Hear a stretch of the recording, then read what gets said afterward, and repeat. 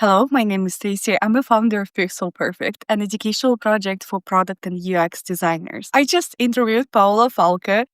She's a founder of Falco UX Consulting, and she's going to be one of the upcoming workshop hosts for our upcoming PixelPerfect event. In her masterclass, she will cover corporate dynamics and teach how to tailor communication with various stakeholders.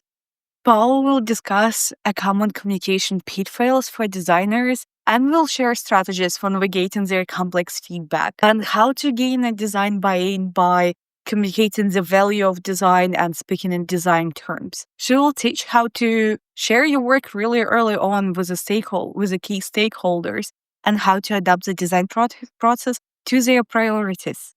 Can you introduce yourself, tell a little bit about what you do, and your background and who you are? So I'm Paula Falco. I'm the founder of the Falco UX Consulting, and I decided to run my own consulting business after 20 something years, almost 25 years of working in corporate. Um, the work that I do today is to help high leadership, mostly CEOs, VPs, and so on, to understand the value of design. And the work that I normally do is advisory, workshops, training, courses, and as well the good old what can we do to see your service get better or your roadmaps achieve the roadmap, the goals that you had before, right? Um, I also teach at Goldsmiths. I'm an associate lecturer there, and where I teach service design and strategy. And I'm a non-executive director of Rahab's Daughters, so which is a nonprofit against human trafficking. That's amazing. And what are you gonna talk about at Pixel Perfect event? So I think the workshop will be mostly around professional maturity, right? And when it comes to professional maturity, uh, people think, oh, because people are immature. It's not about immaturity as part of your personality or how you behave, but you understand more than just the little bubble of your work, how the corporation works and how your ideas and your processes and whatever you telling into who you telling it to will affect if you sell the idea properly or if you're going to have an impact in the company and so on. I think especially for young designers and young developers, whoever's in the business, right, is really hard to understand um, who is the stakeholder that I'm talking to, what they're looking for. Mhm. And part of this professional maturity is to understand their background, right, and how to create a better narrative to position your ideas and your design process or your development process properly. Okay, amazing. What do you think the common mistakes that designers make when they communicate to stakeholders? I think people have the understanding that um, everyone would get your process right away because for designers it's very easy to see what the design process value is for. Oh, we're going to talk to users because it's human-centered, user-centered design. Oh, we're going to do uh, uh, um, this level of UI or this process of UX and so on. But for other people that are late in the process, they need a little bit of enabling, right? Mhm. They need to understand a little bit more. And designers also get really frustrated with feedback because sometimes feedback comes from a place from people that don't have the technical skills to provide proper feedback, right? And so the frustration, how to work with frustration. I think designers get really defensive as well when it comes to when people start asking questions and they start to justify really fast the reasons why and how to ponder that process, right? Like, okay, let's take this feedback. Let's understand who is saying it and where is it coming from. Should I reply right now? Should I take some time? Um, I think this is the second mistake, being very fiery when it comes to it. And the third one is the imposter syndrome, right? Because normally in companies, there's nobody else to validate the quality of your work. And you also feel that you're being declined or questioned all the time by the other stakeholders about what you do. you keep thinking, am I doing a good job? Is this job good enough? Maybe I'm not a good presenter. Oh, I have all these business people around me and I'm a nobody, and I'm here talking to them and they're going to feel, I feel like a child, right? Presenting this. And I'm going to talk as well about the imposter syndrome and how to elevate your self-awareness and also your capabilities to show that you are the proper professional there. And if it wasn't for you, all these other stakeholders wouldn't have the value of what you're presenting. So I think these are the main big mistakes. So it would be the feedback, the fiery, and also the imposter syndrome that comes in place. Yeah, yeah. That personally for me, I'm a designer myself. That checks all the boxes. Especially like personally, I have no idea what to do when I'm not getting any feedback from client apart from I don't like it, and then I'm like, okay, let's talk a little bit in more detail. And then the client just like don't want to share more feedback, and I get angry, and everyone gets angry. So, yeah, like we would love to hear more how to solve the situations like this because I'm sure I'm not the only one being in these situations.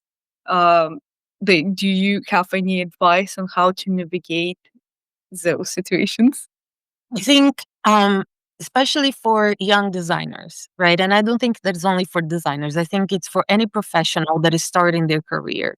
They don't feel um, pro- proficient or secure enough of the work that they're doing, and they have second thoughts about everything. And when someone comes to ask you a question, they feel that they're not prepared to answer, and it's okay to be not prepared to answer. Like I have 20 something years of experience, and sometimes I don't have the answer. I was like, can I get back to you? I need to research a little more. Or see from the feedback, people sometimes, like you mentioned, they just don't like it, and they cannot explain you why they don't like it, and that's very normal because they don't know why they don't like it. And the idea is like for you to bring them back to the situation and collaborate with them from the process, from the beginning, from the research, the discovery, the analysis, the synthesis. So once they feel part of the process, they know where the opinions are coming from, Mm. right? And sometimes decisions are made because of business needs only, and not because your work was bad or because your review was bad or because anything that you've done was wrong.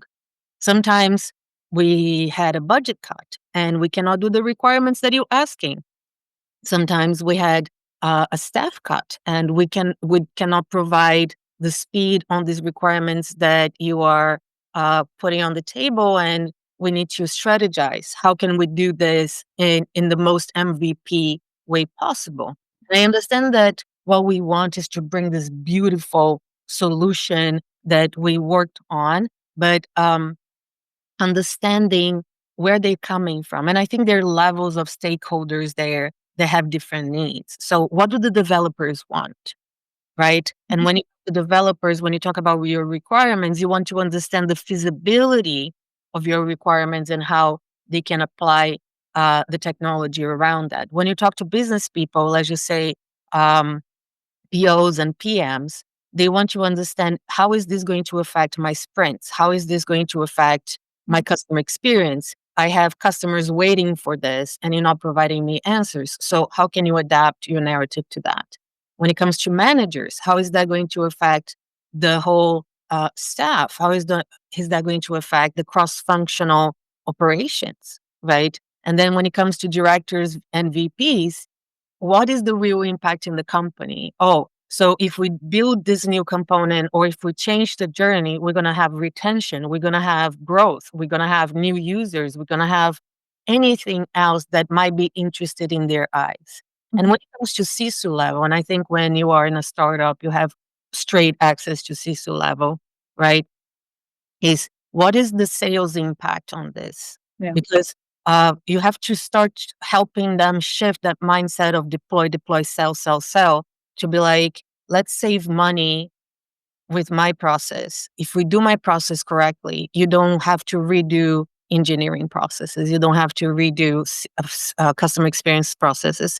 You don't have to go back to the client in the next 3 years. So changing your narrative depending on the stakeholder that you have. And I think that it's a little bit of a training, right? And on the workshop, I'll be talking about this profile, these personas, right, that we have in corporations normally, and how to work around them. So there are ways of making things better. Of course, that your self awareness of what you can do and what you cannot, how to delegate it to others, how to be honest with yourself. I can do the job in this amount of time, or I cannot do the job in this amount of time.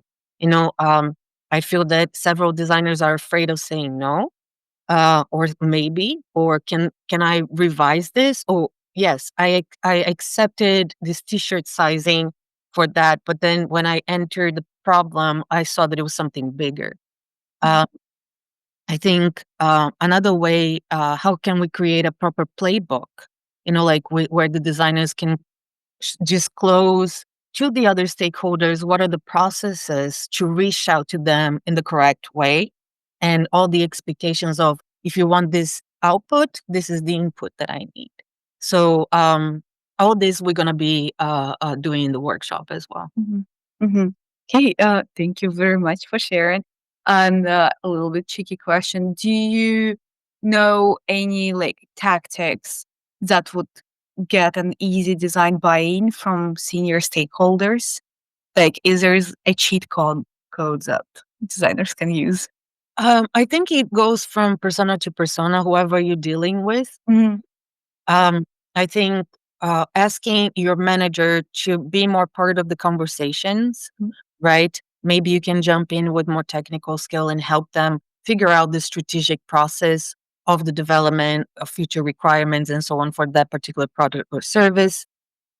I think that, of course, making connections. And when I say making connections, people are afraid of having a more close relationship with their superiors, meaning their managers, the directors, the C suite, and so on. And it's not a crime to do so, because if they feel comfortable with you, you are going to be the professional that they want to come back Mhm. to explain things. Maybe you would not even the doer of the situation, but because you can explain things in a better didactic way, they'll come back to you and be like, "Hey, can you tell me about this again? Do you think this is possible? Can you talk to this other designer or to this developer and so on?" Mhm. So I think better connections with the people. And I know that there are some tricky personalities around us sometimes, and I'm going to disclose also some of these type of personalities and how can we work around them. Mhm. Okay. Okay, amazing. I'm looking forward to it. Thank you very much for sharing. I think that's it. I think you gave so much value in like this 15 minutes.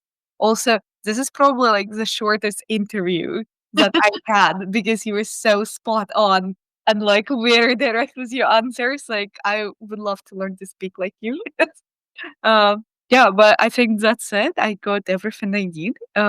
Thank you very much for your time. And You for the invitation, and I'm looking forward to see you and everyone there. Let's just hope that I'll be able to answer all the questions that everybody in the workshop might have. So really looking forward to it. me too. Me too. Thank you very much. I hope you enjoyed the interview and found it as useful as I have. And if you want to learn more from Paola, like join us at our workshop at PixelPerfect. Also, if you cannot join in person, we're going to be streaming it online and you get to keep all the recordings with you forever. So I hope to see you there. Stay tuned.